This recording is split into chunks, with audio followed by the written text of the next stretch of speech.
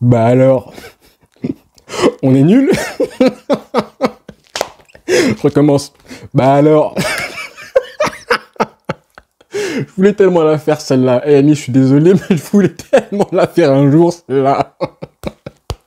Bah alors, on est nul. Oh, c'est que le match aller. Hein. Ils sont pas nuls, ils ont fait un très bon match le PSG. Enfin, une deuxième mi-temps très courageuse. Victoire du FC Barcelone, les amis. Victoire de prestige à Paris, au Parc des Princes, 3-2. Mais ce n'est que le match aller. Ce n'est que le match aller, donc pour l'instant, on va féliciter les joueurs pour leurs 90 minutes. Mais un rendez-vous qui sera très compliqué au match retour. J'ai pas envie de dire que oui. En fait, je pense qu'on s'attendait à voir un Barça séduisant à l'extérieur. Mais attention, hein, le PSG, avec leurs flèches, ils seront aussi à l'aise à l'extérieur. Mais bon, ça, on verra ça dans une semaine. Pour l'instant, qu'est-ce que je suis content. Victoire de prestige à Paris, au Parc des Princes. Bravo aux joueurs. Bravo aux joueurs. Ils ont été les 11, même les 15 joueurs. Tous les joueurs ont été incroyables. J'ai peut-être des petits blâmes à faire à droite à gauche. Je le ferai en fin de vidéo, mais pour l'instant, le positif, c'est la victoire, c'est la masterclass collective, une prestation aboutie, 3 buts marqués à l'extérieur. Certes, la règle du but à l'extérieur n'existe plus, donc c'est comme si tu avais gagné 1-0 en fait, mais quand même, 3 buts, et j'espère que les joueurs vont prendre confiance. Parce que ce qu'ils ont montré collectivement ce soir, ce récital tactique, technique, d'engagement, de solidarité et mentalement, on a tout eu ce soir. On a eu une équipe disciplinée, concentrée, solidaire défensivement, même si on prend 2 buts, et c'est dommage de prendre 2 buts sur un temps faible. Vraiment, je disais, vraiment mon avant-match, j'en parlais de la gestion des temps faibles du Barça. Hein, c'est ces moments où, pendant le match, bah, tu maîtrises un peu moins le ballon, ou mentalement tu flanches un petit peu. C'est ce qui s'est passé. On a été puni, on a pris 2 buts, mais à part ça, franchement, Et je suis content parce que mon avant-match, j'avais parlé de la solidité défensive. Du début à la fin, j'avais insisté sur la façon où le Barça allait réussir à faire le dos rond, allait réussir à éteindre les joueurs offensifs du PSG. On n'a pas vu une seule fois Mbappé ce soir. On ne l'a pas vu une seule fois. Franchement, Koundé, quel match de porc. Je vais commencer par les joueurs défensifs parce que moi j'ai envie, et même je pense qu'ils méritent. D'abord de féliciter, bon Rafinha, il met un doublé, mais quand même j'avais insisté moi sur la solidité défensive, donc je vais quand même féliciter les défenseurs ce soir, que ce soit Koubarsi, et là je pense que la France a découvert Koubarsi. La France a découvert Koubarsi. Quel est ce joueur? Mon Dieu, mais quel joueur! Luis Enrique, il a fait certains coachings incroyables à la mi-temps en mettant Barcola, en recentrant Dembélé dans l'axe, forcément on a pris l'eau tout de suite. Hein. Et j'en avais parlé en plus en avant-match, que j'espérais que Christensen joue titulaire pour pouvoir contrer un peu plus Dembélé qui normalement je pensais aller jouer dans l'axe. Et là, bah, erreur pour moi de Luis Enrique, en début de match, il a mis justement excentré Dembélé. Ce qu'il a fait du coup, il a corrigé la chose. Et là on a vu les problèmes. Comme je l'ai vous dire, hein. Je vous l'avais prédit, hein. Je vous l'avais prédit en avant-match, je vous l'avais dit que justement, attention à Dembélé. Attention à Dembélé. C'est ce qu'il a fait, il marque comme par hasard. Hein. Dembélé en Ligue des Champions avec le Barça, ça a été un flop total. Là, il te met un but du gauche incroyable. Et justement, les changements de Xavi, ensuite, qui ont été là pour contrer, pour réagir. Donc, la masterclass de Xavi. Hein, l'équipe type, elle a été bonne. Pas mal de gens qui étaient suspects, enfin, qui étaient circonspects, on dit ça comme ça. Voilà. Qui étaient un petit peu sceptiques plutôt de voir Roberto titulaire. Il a fait un bon match, Roberto. Il prend un jaune, il sera suspendu. Christensen aussi. Et là, ce sera malheureusement préjudiciable au retour, mais justement les faire rentrer, enfin changer justement après le 2 partout, enfin le 2-1 d'abord du PSG, mettre ensuite des changements et faire entrer d'abord Pedri, et là le coaching de Xavi il est incroyable, de faire entrer Pedri qui fait distil une passe incroyable pour Rafinha. Rafinha, on va en parler, je vais lui laisser 2 minutes, hein. Mais la passe de Pedri elle est incroyable, à ce moment du match il te fait un coaching incroyable, hein, Xavi, franchement bravo, hein. Respect là, j'ai envie quand même. Tous ceux qui sont un petit peu haters de Xavi, quand même, reconnaissez un petit peu qu'il a fait un coaching incroyable ce soir. Il te fait rentrer, du coup, Pedri qui pèse tout de suite. J'en avais parlé aussi. Hein. J'en avais parlé justement. J'avais dit que si jamais le Barça est mené au score et que le PSG commence à reculer, faire rentrer un mec comme Pedri et João Félix, ça peut être un cadeau du ciel. Et c'est ce qui s'est passé. Alors, vraiment, hein, même si là, vous voyez le débriefing, pour ceux qui n'ont pas encore vu justement mon avant-match, allez la voir, celle d'hier justement, et je pense que vous allez aimer ça. même celle d'avant-hier aussi. Je pense que vous allez aimer revoir tout ça parce que c'est quand même valable c'est quand même valable aussi, c'est quand même intéressant quand tu vois justement le scénario du match et le faire entrer Pedri, ensuite faire entrer Christensen qui te marque le but du 3-2. Les deux entrants, franchement, le coaching, il est juste incroyable de Monsieur Xavi. Donc bravo à, j'ai pas les mots, trop d'émotions, bravo. Gagner à Paris, je pense qu'ils vont nous respecter un peu plus. Hein, il y a pas mal de gens qui pensaient qu'on était donné perdant, qu'on n'était pas favori. On n'était pas favori, hein, et on n'est toujours pas favori. Il y a un match retour à aller jouer, 180 minutes, d'accord. On a fait la première partie, et à l'extérieur, on est un peu plus à l'aise cette saison. On verra au retour, mais quand même, il fallait quand même faire ce match-là pour prendre confiance et pour mettre un coup au moral à l'adversaire. J'espère que les joueurs ont pris confiance. Un mec comme Koundé, ce qu'il a fait ce soir, le quadrillage, les prises à deux, avec Koundé Araujo. Araujo, son match aussi de port. Les sauvetages qu'il a fait sur Barcola en fin de match. Hein, vous avez vu celui-là. Vous l'avez vu aussi en début du match. Quand la seule action, je crois, c'était sur la faute sur Rafinha, qui aurait mérité, je pense, un carton jaune de Beraldo. Là, justement, Rafinha, il tombe par terre. Ensuite, l'action se poursuit. Hein, et c'est Mbappé qui a un ballon de contre qui peut frapper. Et là, ce que j'ai aimé, c'est ça. C'est voir Koundé Araujo prise à deux. Ou alors plutôt un Araujo qui vient en renfort, en couverture de Koundé. Ça, j'ai aimé ça. Et on en a eu plusieurs fois. On était à la 11e minute. Début du match, je me suis dit ça, voilà. Ça, c'est un Barça défensivement appliqué.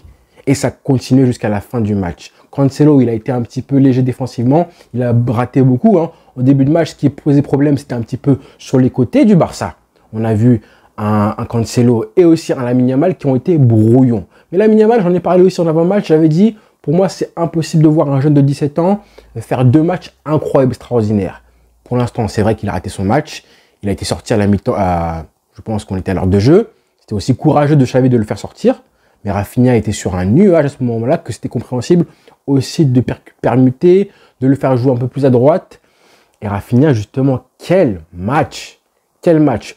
Même tu enlèves ces deux buts, hein, c'est un match à la Messi, mais en fait, dans le sens où même si tu enlèves ces deux buts, dans le contenu Rafinha, il a été incroyable. Et je voulais voir un petit peu comment il allait se débrouiller enfin en 1 contre 1 avec un grand défenseur, hein, Marquinhos placé arrière droit. Et Rafinha, il a été sensationnel. Sensationnel. Ce qu'il fait, c'est incroyable. Le premier but, il est beau à mettre aussi. Hein. C'est du pied droit, pied faible. Et le mec a quand même le sang-froid parce que je crois qu'il glisse un petit peu, il se relève, il contrôle et il frappe. Il doit enchaîner assez vite et il le fait très bien. Mais alors le deuxième but, hein, waouh, waouh.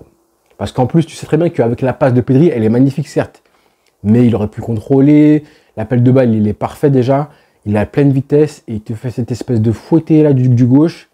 Là, il y a une chance, là, il y a, on va dire 8 chances sur 10 pour que la balle parte dans les tribunes à Ousmane Dembélé. Et pourtant, il met l'application nécessaire, parfaite, pour la placer. Je pense que c'est vraiment exactement là où il veut la mettre. Bravo Rafinha. En plus, je l'ai critiqué hier, je l'ai insulté parce que vous avez vu, hein, il est venu en déplacement à Paris avec sa bourrague là.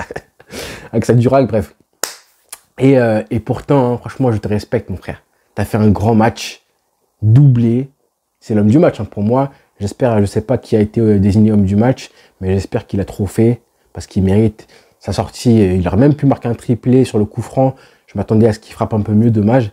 Mais quel match de Rafinha. Franchement, là, on verra comment ça va se terminer. On verra le match au retour. Mais si jamais on passe, il faudra se rappeler de ce match-là. C'est un match de référence pour Rafinha. C'est vraiment un match référence.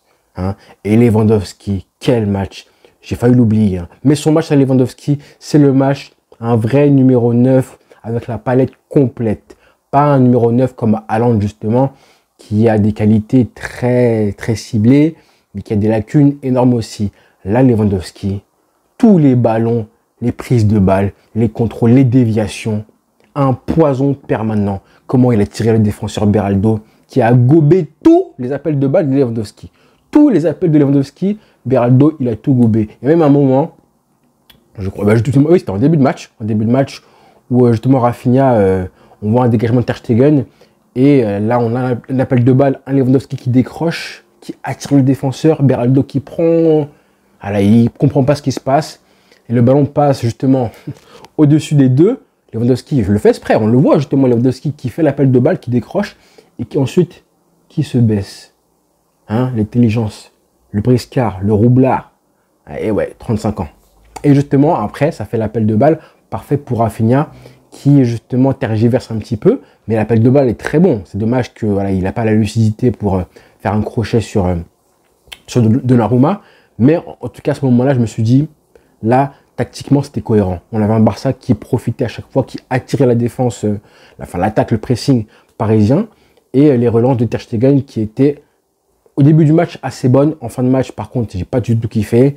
Ter Stegen, c'est le petit bémol de la soirée. Il prend 2 buts, dont un qui est, je trouve, évitable, celui de Dembélé. Mais bon, souvent, c'est un mec qui est un petit peu sur ses appuis, un petit peu trop planté sur ses appuis, pardon. Et voilà, il se courbe un petit peu alors qu'il pourrait être un peu plus droit. Mais bon, la frappe arrive tellement vite que c'est compliqué aussi de le blâmer à 100%. Mais bon, je pense qu'il y a d'autres gardiens qui auraient quand même, je pense, fait mieux que ça. Alors que le deuxième but, il est juste voilà, irréprochable. C'était un très beau mouvement du PSG. À un moment où le Barça souffrait. Mais pareil, encore une fois, j'en ai parlé hier en disant que même si tu es mené, il faut rester solide défensivement. Et c'est ce qui s'est passé. Vous voyez, il y a 2-1 pour le PSG. Il y a 10-15 minutes où justement, il faut être solide. Ne pas encaisser un troisième but. Parce qu'on était vraiment proche du 3-1. On était vraiment proche du 3-1. Il fallait rester solide au maximum pour les frustrer et commencer à annihiler, c'est comme ça qu'on dit, hein, annihiler leur temps fort à eux.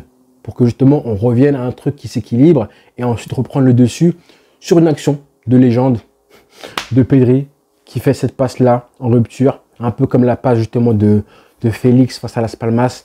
Là, c'est encore une fois pour Rafinha avec cette espèce de frappe comme ça fouettée du gauche. Et voilà, à 2 partout, le momentum et la psychologie du match, elle a changé. Ça a changé et là, le PSG commençait un petit peu à douter.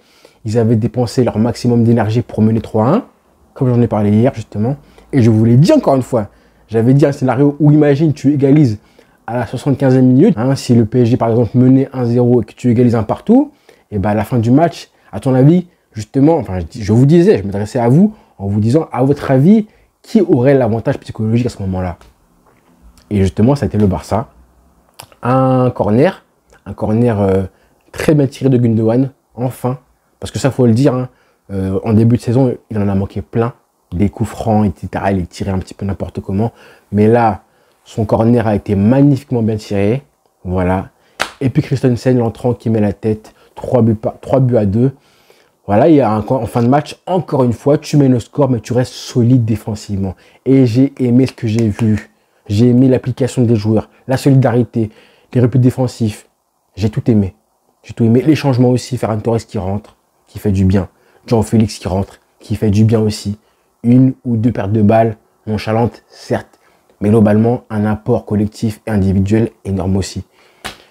Fermín Lopez qui entre en jeu, qui fait du bien. Même s'il fait des fautes, il prend un jaune, d'accord. Mais en tout cas, il fait du bien.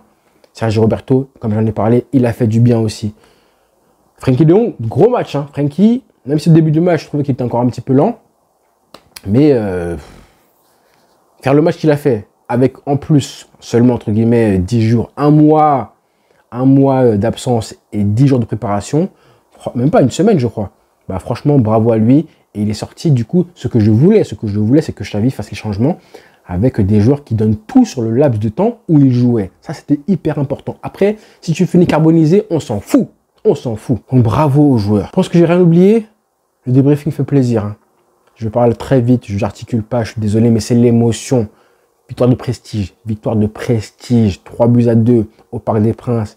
On verra au retour comment ils vont se débrouiller. Il y aura un match dans 6 jours à Barcelone où forcément des mecs comme Mbappé, il a raté aujourd'hui son match. Mais je pense que 2 matchs ratés, bah, c'est rare pour un joueur de son talent. C'est très très rare. Donc c'est pas encore fini. Mais on peut se vanter déjà d'avoir gagné au Parc des Princes, d'avoir réalisé ce match-là. Ce match-là, collectivement, c'est vraiment une masterclass de la part de Xavi.